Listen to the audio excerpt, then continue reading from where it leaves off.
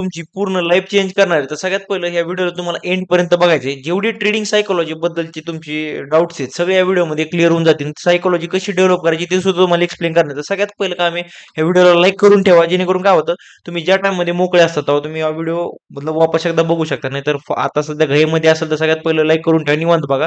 तर सगळ्यात पहिलं बघा, मी तुम्हाला माझं एकदा पी शेअर करतो. लास्ट एका महिन्याचं डेल्टा एक्सचेंज मधले बघा. याच्यामध्ये जवळपास 250% रिटर्न जनरेट केलंय. एक्सपेरिमेंट शेअर पण करतो मला. इथे जवळपास चेक केलं 2.5 लाखाच्या आसपास आपण याच्यामध्ये पीएनएल बुक केलंय एक महिन्यामध्ये. जवळपास 1 लाखाचं कॅपिटल यूज करून 2.5 लाखाचं. पण ह्या टायमामध्ये बघा 53% ची अॅक्युरेसी. अवरेज विन माझा 8,500 आणि अवरेज लॉस माझा जवळपास 1,500च्या आसपास आहे.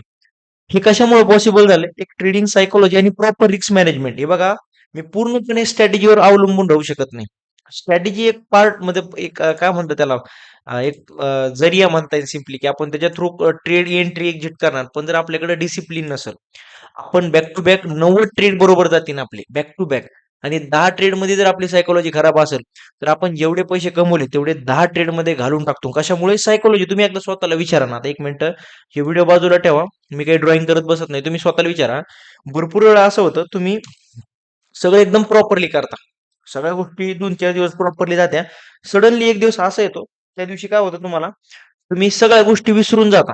आतापर्यंत कोणतं रूल्स आहे, कोणते डिसिप्लिन आहे, सगळं प्रॉफिट लॉस मध्ये कन्वर्ट करता. त्या टायमाला तुम्हाला गिल्ट वाटतं की यार असं कसं काय झालं.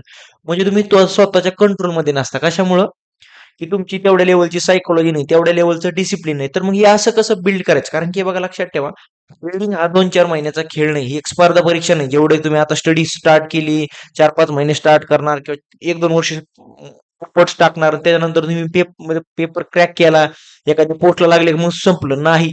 हा एक असा खेळ आहे हा ट्रेडिंगचा, जो तुम्हाला मरेपर्यंत खेळत राहणे आणि त्याच्यामध्ये तुम्हाला प्रत्येक दिवशी अप टू डेट राहणे. क्लिअर? त्याच्यामुळे तुम्हाला सायकोलॉजी हा सगळ्यात इम्पॉर्टंट आहे. माझ्या माहितीस तो सगळ्यात इझी टॉपिक आहे, ज्याच्यामध्ये आपण काम करू शकतो. कारण की बघा, ट्रेड बरोबर राहणार का नाही हे मार्केटच्या हातामध्ये. क्लिअर आहे तुम्हाला? ट्रेड बरोबर राहणार का नाही हे टोटली मार्केटच्या हातामध्ये, पण स्वतःला मॅनेज करणं हे माझ्या हातामध्ये आहे. मी स्वतःला जर कंट्रोल करू शकलो ना, तर ट्रेडिंग मध्ये पैसे कमवणं खूप इझी आहे. मी भरपूर वेळा ऑब्झर्व केलंय माझ्या स्वतःच्या ह्याच्यामध्ये पण, की सायकोलॉजीमुळेच मी एक काय म्हणता, एक एज आहे माझ्याकडे. एज मध्ये कसं, एक माझ्याकडे एक एक्स्ट्राचा पॉईंट आहे, त्यामुळे मी लॉंग टर्म मध्ये सस्टेन करतोय सध्या तरी.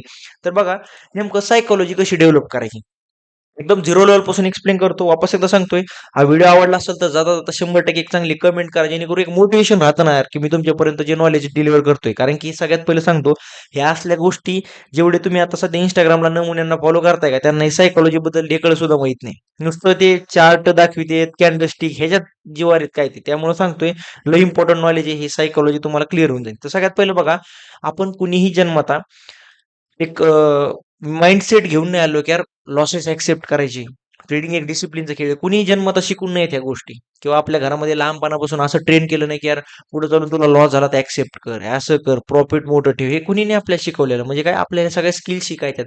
तर म्हणजे याच्यामध्ये सगळ्यात इम्पॉर्टंट ट्रेडिंग मधला पार्ट कोणता आहे माहिती आहे का? लॉसेस झाल्यानंतर स्वतःला कंट्रोल करणं.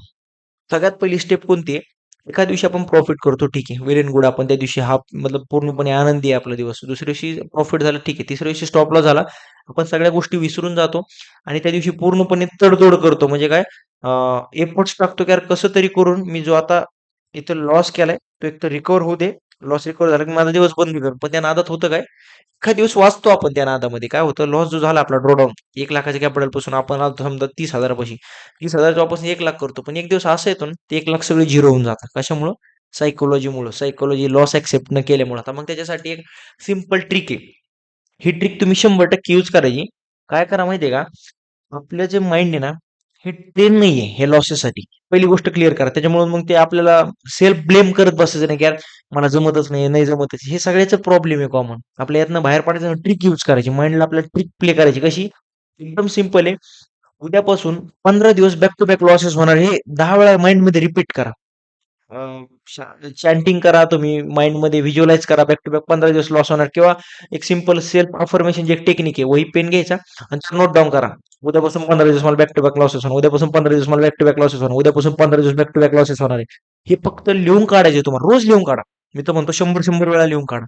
हे काय होऊन जातं ना, आपल्या माइंडमध्ये आपण माइंडला ट्रेन करतो. हे जे माइंड आहे ना, सगळ्यात पहिलं हे माइंड कसं वर्क करतं सांगू का?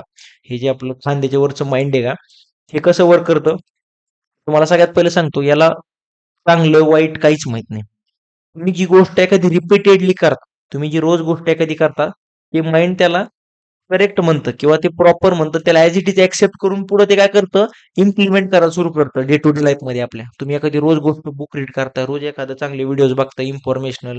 तुमचे माइंड त्याला रोज ॲक्सेप्ट करायला सुरू करतं आणि त्यानुसार तुम्ही ॲक्ट करायला सुरू करता. ॲक्ट करणं म्हणजे काय, तुमचे रिएक्शन्स त्यानुसार असतात.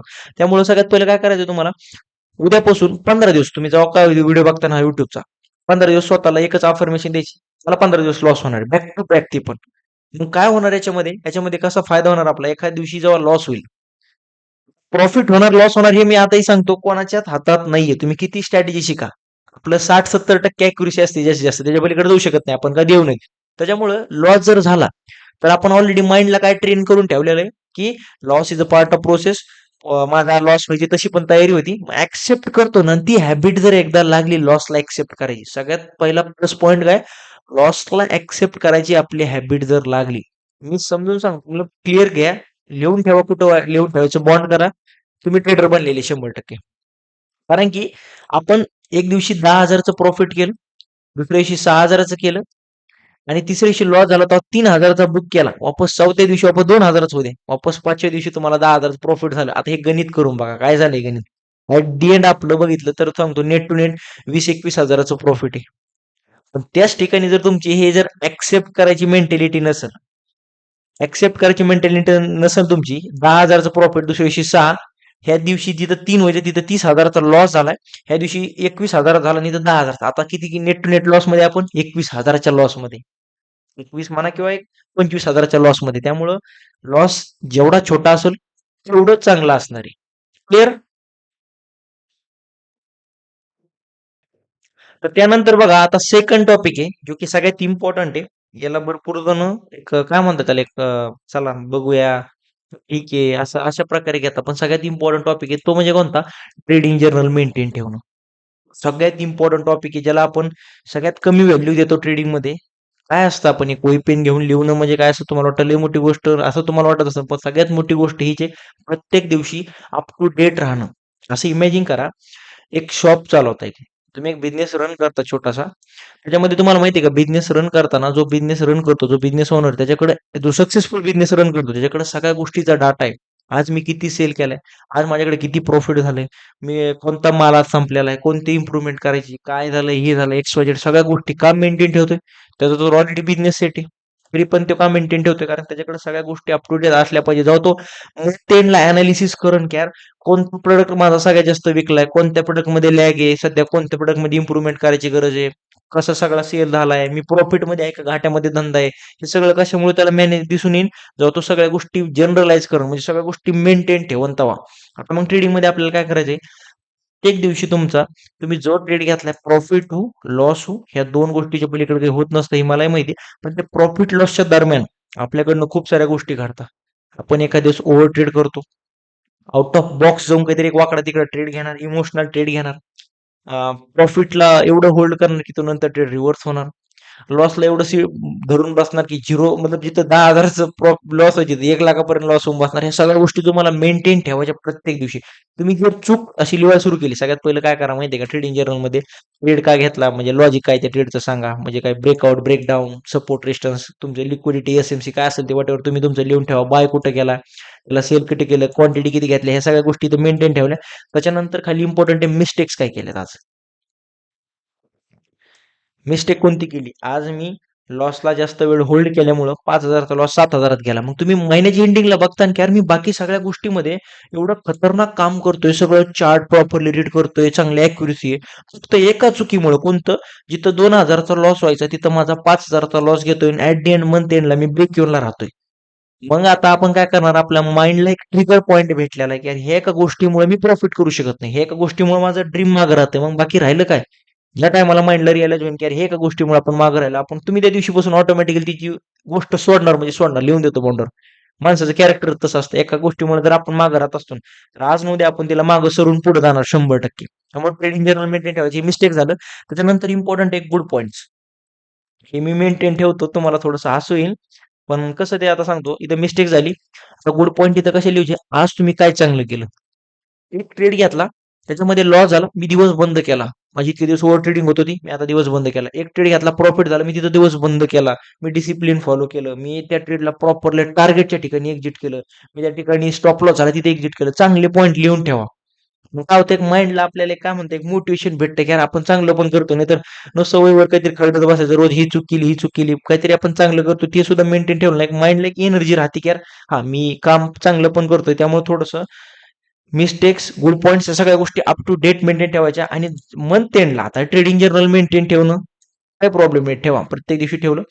एक काम करा, एक वीक, पूर्ण एक वीकचं रविवार संडे आला, संडेच्या टायमाला संध्याकाळी 1 तास काढा. त्या दिवशी पिक्चरला जाऊ नका, वाटलं असतं सुट्टी मारा, बाहेर कुठं ट्रॅव्हल करू नका. 1 तास काढायचा आणि एका तासामध्ये पूर्ण वीकचे 8-9 पेजेस असतील, 10 पेज भरले तुमच्याकडनं, जे तुम्ही प्रत्येक दिवशी लिहिलंय त्यानुसार चेक करा यार कोणती एक कॉमन मिस्टेक आहे, कोणता एक कॉमन चांगला पॉईंट आहे. आणि याच्यामधनं एक क्लिअर होऊन जाईल तुम्हाला यार की एखादी स्ट्रॅटेजी जी तुमच्यासाठी लय चांगली वर्क करते. तुम्हाला समजा की यार मी ब्रेकआउट लय खतरनाक प्ले करतो. हे मी तुम्हाला सांगू का, मी माझी जर्नी मधला सगळ्यात इम्पॉर्टंट पॉईंट सांगतो. हे ट्रेडिंग जर्नल मेंटेन ठेवल्यामुळं मला एका टायमाला रिअलाइज झालं, मी ब्रेकआउट ट्रेड्स खूप चांगले कॅच करू शकतो. तुम्ही जर माझे आधीपासून फॉलोअर असता आणि इंस्टाग्रामला जर तुम्ही आधीपासून फॉलो करता ना, तर ब्रेकआउट ट्रेड माझे लय खतरनाक चालायचे. तर मला क्लिअर झालं, मी जो ऑब्झर्व केलं माझा data, breakout trade properly work करता माझ्यासाठी. मग मी काय केलं, सगळ्या गोष्टी सोडून दिल्या, फक्त ब्रेकआउटच्या नादी लागलो होतो. क्लिअर. अशा प्रकारे ट्रेडिंग जर्नल मेंटेन ठेवायचं. त्याच्यानंतर वन स्ट्रॅटेजी मास्टरी. तू म्हणता सर ही कसली सायकोलॉजी झाली, एका स्ट्रॅटेजी, तुम्ही जर म्हणले स्ट्रॅटेजी म्हणजे काहीच नाही, इथं मास्टरीचा संबर काय आला नेमकं. तुम्ही म्हणताय स्ट्रॅटेजी म्हणजे सगळं नाही, मग सायकोलॉजीमध्ये स्ट्रॅटेजी इन्व्हॉल्वमेंट का केली, तर इथं तुम्हाला क्लिअर होऊन जाईल.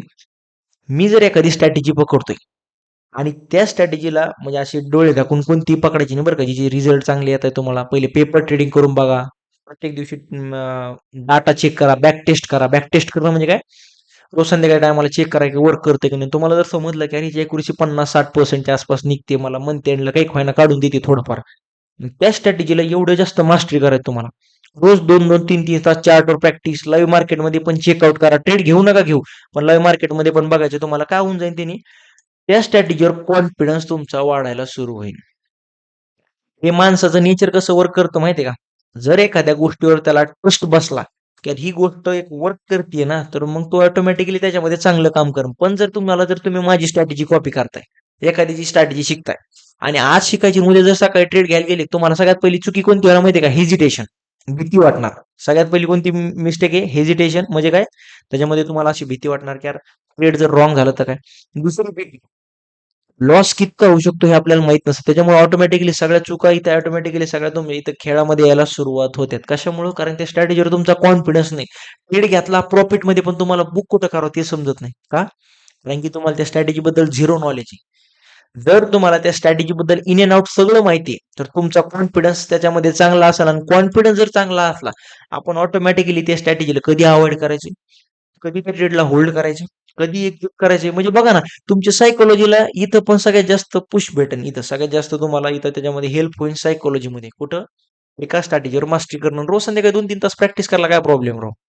2-3 तास एखादी वेब सिरीज बघूच तर 2-3 तास आपण सिंपल चार्टवर प्रॅक्टिस केली एखादी स्ट्रॅटेजीची, तुमचा कॉन्फिडन्सही वाढतो, चार्ट रिडिंग स्किलही वाढते. एका टायमाला विन विन सिच्युएशन आहे, सगळ्या गोष्टी तुमच्या फेवरमध्ये जात आहे. क्लिअर.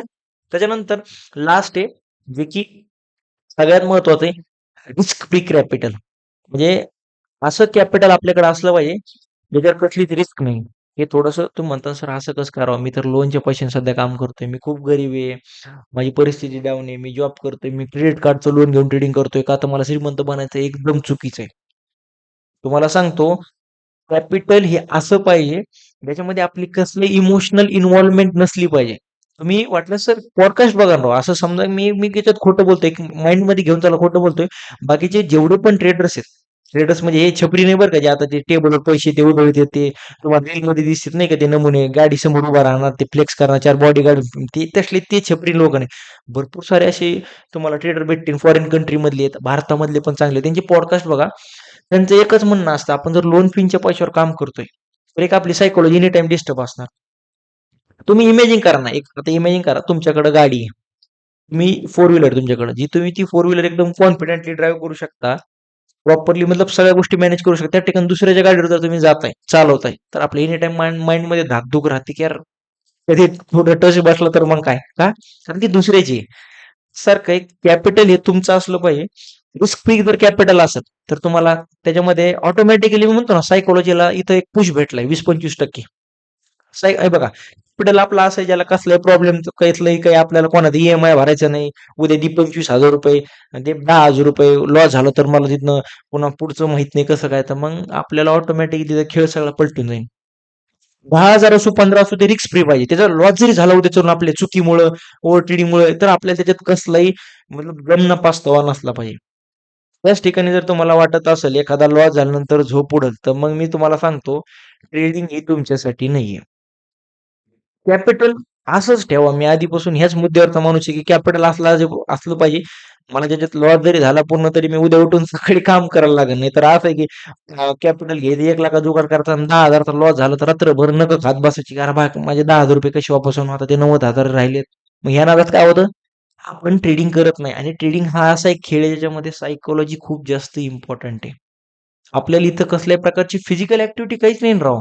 जसं क्रिकेटर त्याला मेंटल, तुम्ही जर क्रिकेटर माहिती आहे ना तुम्हाला, क्रिकेट जेवढे जण बघता का तुम्हाला माहिती असेल ना, त्याच्यामध्ये फिजिकल एफर्ट्स तेवढेच लागतात, जेवढे मेंटल एफर्ट्स लागतात. आपल्या ट्रेडिंग फील्डमध्ये आहेच काय? एक खुर्ची आहे, एक चेअर, एक चेअर पाहिजे, साधी असली तरी चालेल. एक सेकंद मी तुम्हाला ड्रॉ करून दाखवतो चांगलं थोडंसं. एक चेअर पाहिजे, एक इंटरनेट कनेक्शन, लॅपटॉप, पीसी काय असेल ते तुमचं पाहिजे. आपले एफर्ट्स फिजिकल काहीच नाही, फक्त बसून राहायचं दिवसभर. मग सगळे एफर्ट्स कुठे आहेत? हे माइंडमध्ये. आणि याला जर प्रॉपरली वर्क करायचं असेल, कॅपिटल तर तुम्हाला तुमच्या परीने जुगाड करणे. तुम्ही म्हणता सर मी गरीब आहे, असं आहे तसं, ते तुमचे कारणं द्यायला आपल्याकडे लय मोठे कारणं राहते. ते तुमचं तुम्हाला बघणं आहे, की कशा प्रकारे तुम्ही चांगलं कॅपिटल येतात. आणि जाता जाता अजून एक बोलून जातो तुम्हाला, जसं सबस्क्राईब केलं YouTubeला 100% सबस्क्राईब करून ठेवा. एक चांगली कमेंट द्या. 100% काही लर्निंग भेटली असली तर कमेंट चांगली करून द्यायला काहीच प्रॉब्लेम नाही. कारण की जर तुम्ही अशी कमेंट करता, सांगता की सर व्हिडिओ आवडलाय, लाईक करताय, तर एक मोटिव्हेशन राहतं. मी तेवढ्याच एनर्जीनी पुढच्या वेळेस नेक्स्ट याच्यापेक्षा पण पॉवरफुल व्हिडिओ आणून जे तुमची ट्रेनिंगची पूर्ण लाईफ चेंज करेल.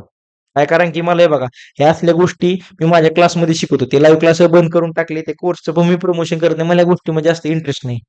जरा इंटरेस्ट असतं तर मी तिथं पुण्याला जाऊन टपरी टाकून बसलो असतो. लाईव्ह क्लासेसची, ऑफलाईन क्लासेसची ते हे करत बसलो असतो. पण मला त्यात इंटरेस्ट नाही. मी माझं लाईफ लय मस्त जगतोय.